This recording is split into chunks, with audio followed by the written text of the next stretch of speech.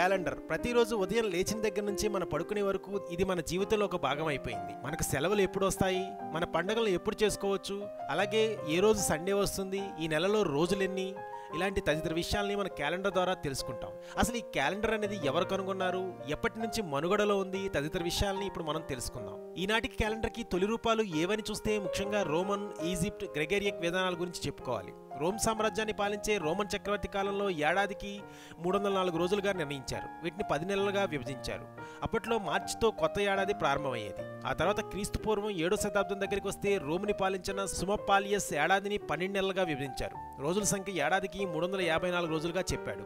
అయితే సరి సంఖ్యలు శుభకరం కావనే నమ్మకంతో ఒక రోజును కలిపి ఏడాదికి 355 రోజులుగా నిర్ణయించారు.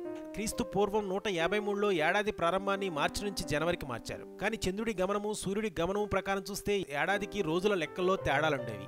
ఈ గందరగోళాన్ని సవరించడానికి రోమన్ చక్రవర్తి జూలియన్ సీజర్ ప్రయత్నించారు. క్రీస్తు పూర్వం 46లో ఈజిప్ట్ వెళ్లిన ఆయన అక్కడి ఏడాది విభజించిన విధానాన్ని తెలుసుకుని రోమ్లో అమలు చేశాడు.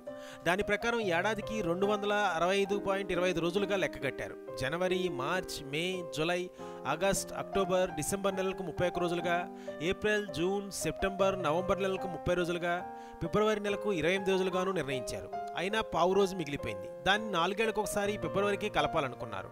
అది లీఫ్ క్యాలెండర్ అయ్యింది. ఇదే జూలియస్ క్యాలెండర్ అంటారు.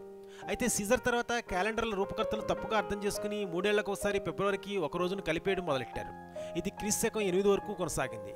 దీన్ని గమనించిన అగస్తస్ అనే చక్రవర్తి అంతవరకు జరిగిన తప్పును సరిదిద్దడానికి 4 ఏళ్లకు ఒకసారి ఒక రోజును కలిపే పద్ధతిని ఆపించాడు. ఆపై క్రీస్తు శకం 567లో తిరిగి కొత్త సంవత్సరాన్ని మార్చికి మార్చేశారు. తర్వాత రోజుల్లో లెక్కల్లో ఖచ్చితత్వం పెరగడానికి ఏడాదికి 365.24 రోజులుగా గుర్తించారు. ఇందువల్ల ఏడాదికి 11 నిమిషాల 14 సెకండ్ల మధ్యన తేడా వస్తూ క్రీస్తు శకం 1572 వచ్చేసరికి ఏకంగా 10 రోజుల పాటు క్యాలెండర్ లెక్క తప్పింది. దీన్ని 13వ పోప్ గ్రెగోరీ సరిదిద్దించారు. ఆయన ఏటా 0.78 రోజులు తేడా తప్పిందని గమనించాడు. అందువల్ల ప్రతి 400 ఏళ్లకి లీప్ సంవత్సరాన్ని వదిలివేయాలని నిర్ణయించారు. అందువల్ల 400తో భాగించబడే శతాబ్ది సంవత్సరాలకి లీపు నిబంధన ఉండాలనే సవరింపు వచ్చింది. కాబట్టి 1700, 1800, 1900 మామూలు సంవత్సరాలే, 2000 మాత్రం లీప్ సంవత్సరం. అలాగే కొత్త సంవత్సరం జనవరిలో ప్రారంభం అవ్వాలని కూడా నిర్ణయించారు. క్రీస్తు శకం 1582లో అమల్లోకి వచ్చిన ఈ గ్రెగోరియన్ క్యాలెండరే ఇప్పటి మన క్యాలెండర్కి నాంది.